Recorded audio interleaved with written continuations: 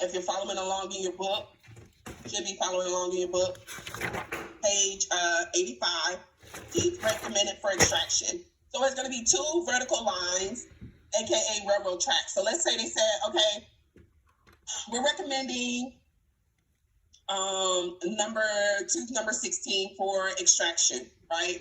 First of all, it hasn't been done yet, so it has to be done in box 1. And we're going to take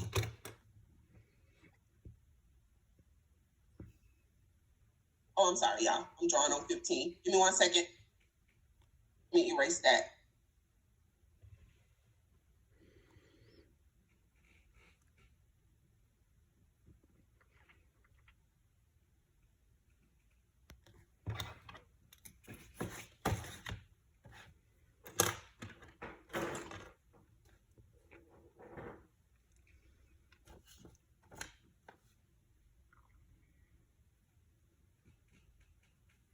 Okay. So, I'm sorry, y'all. Let me.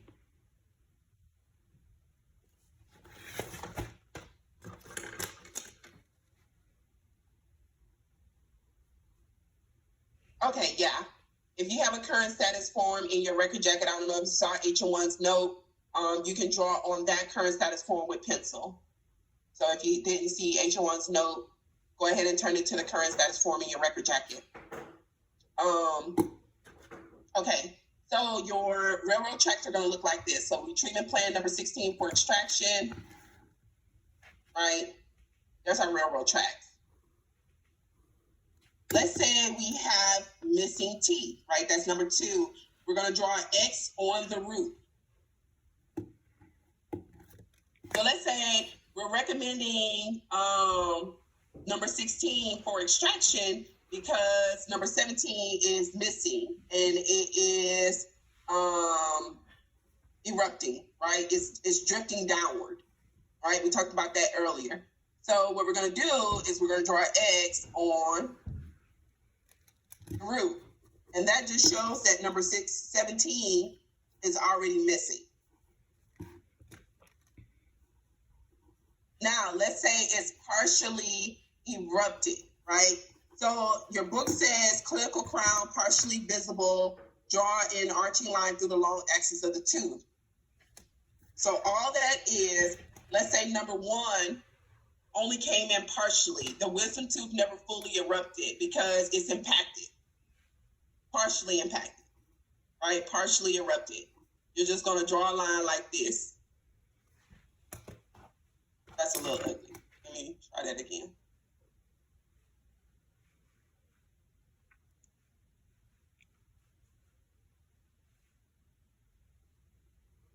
So it looks something like that to give you a better image.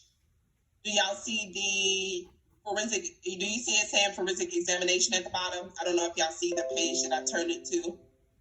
Y'all see that? Okay.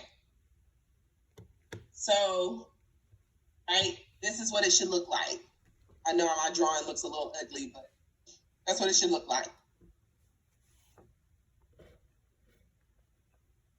So then let's talk about the edentulous arch. Edentulous arch is crossing lines, each running from the uppermost aspect of 1/3 molar to the lowermost aspect of the 3rd molar on the opposite side. So what does that look like?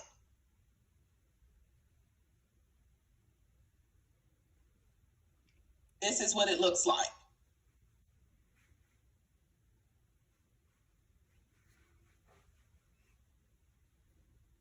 So in this image, the edentulous arch is the mandibular arch.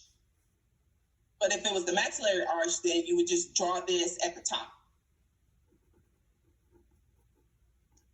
Now, if it's an edentulous mouth, right, that means they don't have any teeth in their mouth, it's going to look like this.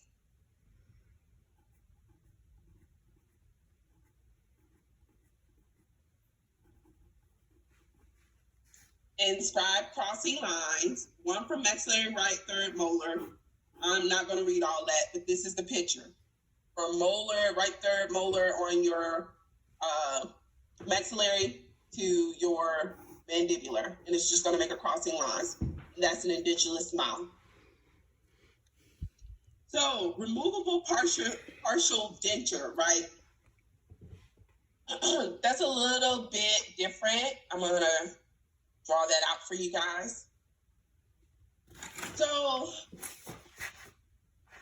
let me see who I got.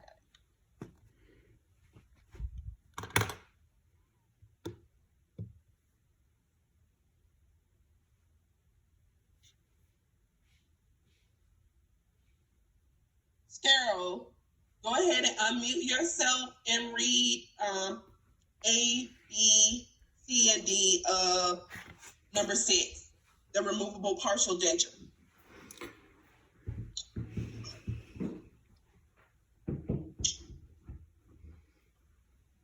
An X over root of missing tooth/teeth, and horizontal line between teeth and numbers, designating the teeth replaced by RPD.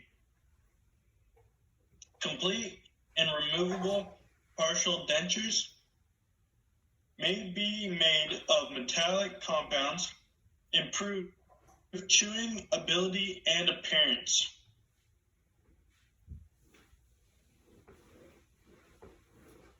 Okay, so as he was talking, you could see me drawing, okay? So X over root, a tooth that's missing. So if this tooth is missing on a bridge, what term would this be? What would replace this area if this is the missing tooth? Y'all type it in chat for me.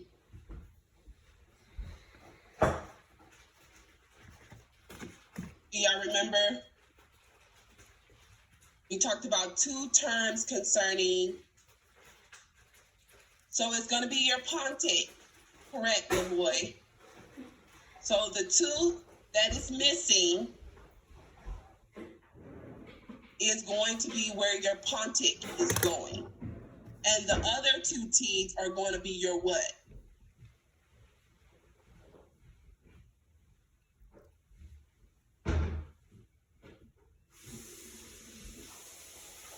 Yes. Yes. It's going to be your abutment.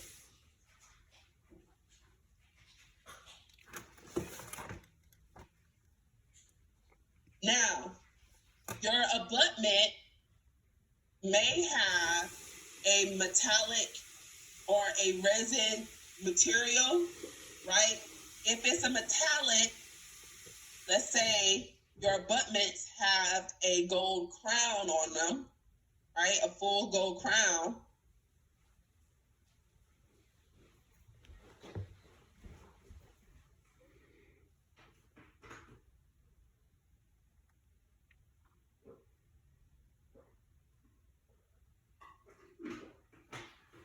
It'll look something like that. But let's say your abutments aren't a full gold crown, right? They're a porcelain fused metal, right? So your facial will be outlined and your occlusal, lingual, right? I'm sorry, y'all. That looks so good.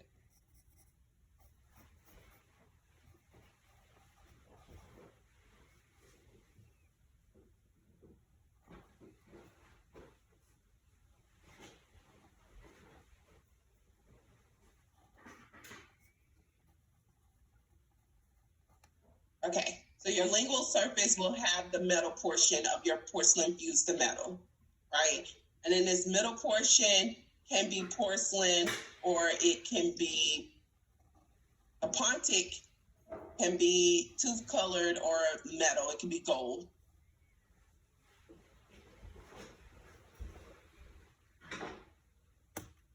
No, you're thinking about amalgam. You're going to draw diagonal lines if it's gold. And we'll get to that portion. I just want to show y'all the bridge. Turn it to page 86.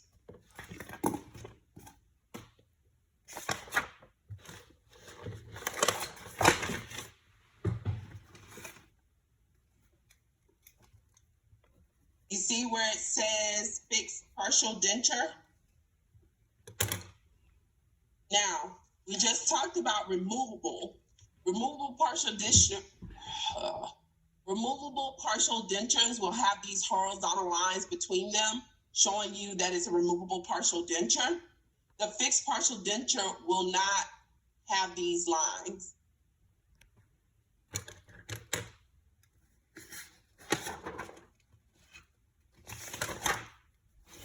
Right?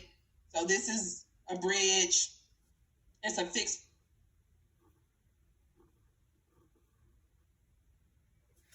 No. Shannon, what you're trying to annotate?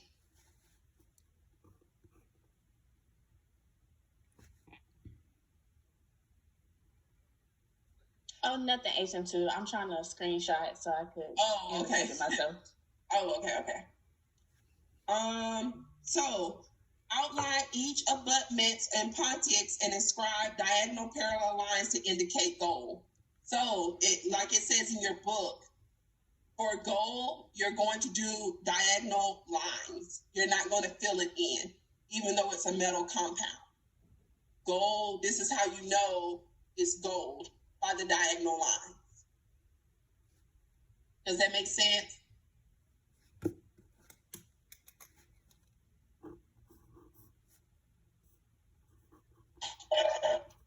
Is there a reason why you would use gold over something else, or is that just a patient preference? That's not a patient preference, especially in the Navy.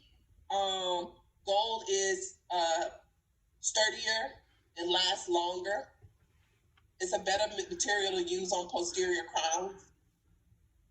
You wouldn't use it on anterior crowns, but you definitely would use it on posterior crowns. Thank you, HM2. You're welcome. Okay, so for porcelain fused to metal, right? Chart identical to composite and note material remark section. So remember we talked about composite, it's just an outline, it's not filled in. It's the same thing with a porcelain crown, right? Except that if it's porcelain fused to metal, you will outline the facial and occlusal surface or the surface that the porcelain is covered, and you will use diagonal lines for the metal portion.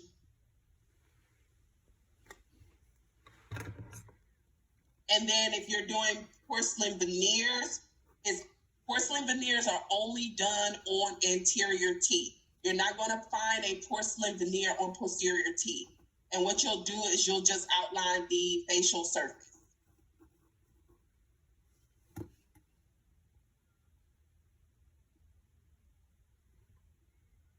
Just as such.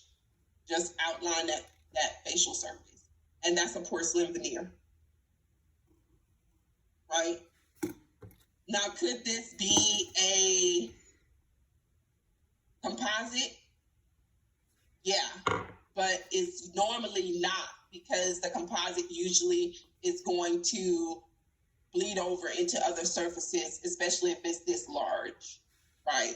So usually when you see it just outlined like this, it's normally going to be a porcelain veneer.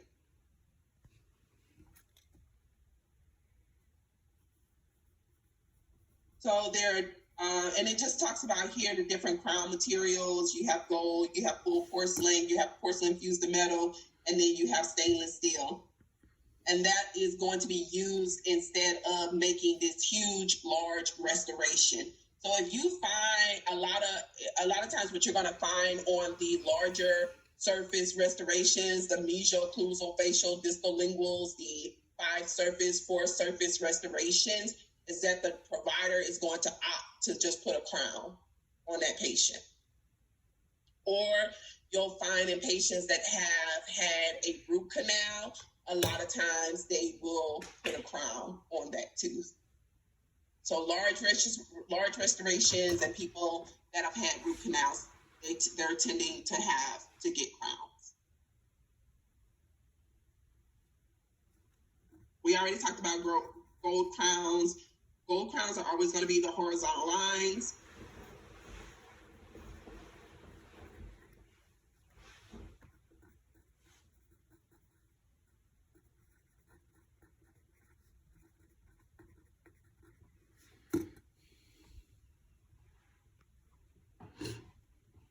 Oh, okay. So on the full porcelain crown or the porcelain fused to metal crown, what your book is saying on D, that draw that diagonal line across cervical lingual portion, all it's saying is that, let's say this is a full porcelain crown. No, Frederick. So, no, if a veneer is needed, it's not because it's a smaller surface. Veneers are only used on facial anterior teeth or the facial surface only.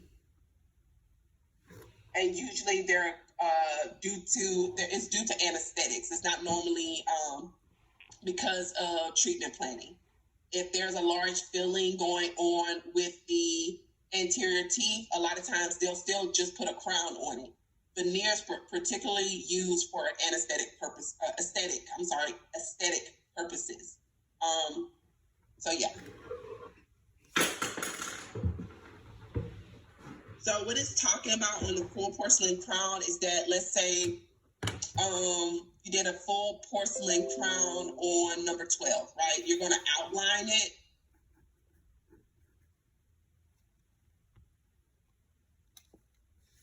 Sorry, y'all, that's not right. Outline. And then you're going to draw a line like this. And then you'll note what type of material it is, either in your dental treatment, on your dental treatment form, or on the dental exam form.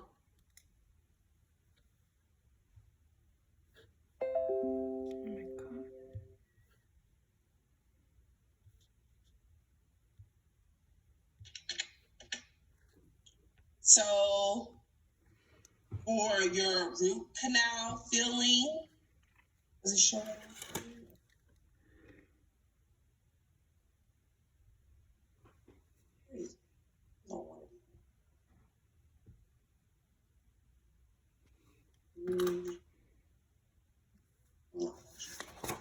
Okay, so for a root canal filling, specialized filling is drawing a line where the root canal would be normally located from cervical area to the apex. Underfilled root canal, vertical line from crown towards apex show extent of filling.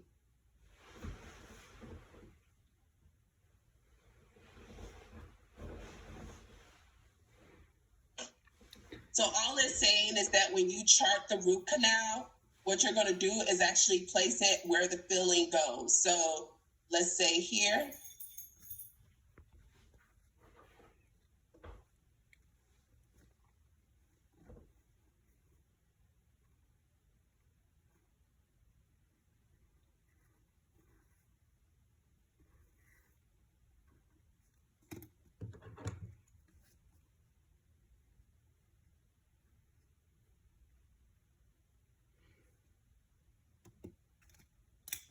Yeah.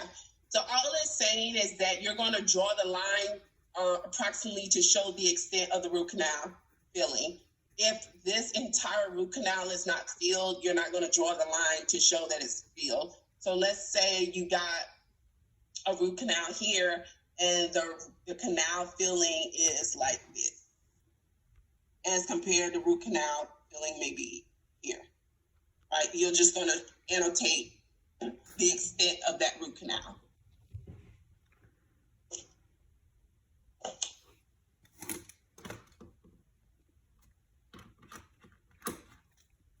Okay, and then temporary restoration, you're just going to draw an outline of the restoration showing size and location and shape, and then you're going to describe the material used in the remarks section. So let's say we put some IRM as a temporary restoration on the occlusal surface of number 3, right? So what you're going to do is you're going to say, okay, this restoration shows up on X-ray light, shows up when we, this is basically what we put, right, our IRM at right here. That's what it looks like. So you would approximate the size, the location, which is the occlusal surface, position of it. Let's say it was a temporary restoration and it touched the facial surface. So you would just kind of be like, right? Does that make sense, everyone? And then you would describe the materials in your remarks section. So either in your dental treatment form, your dental exam form, that kind of stuff.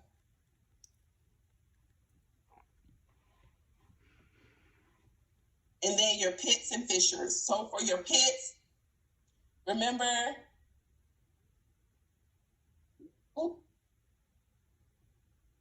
right, we got our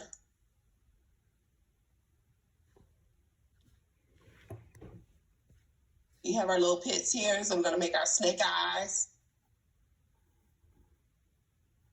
Right? They're in the pits, but they're not touching each other, and they actually don't come together. So that's your snake eyes, and those are pits, right? And then our sealant. So let's say you got a sealant on number 15. Maybe this is a young adult. You're just going to write sealant on the occlusal surface.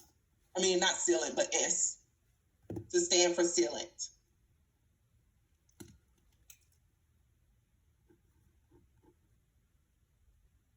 And as it talks about in your book, pits and fissure sealants is just a preventive care protective coating applied to cover the tooth surface and prevents bacteria and food particles from settling into the pits and fissures and grooves of the teeth. So I'm going to show you a quick video of the sealant.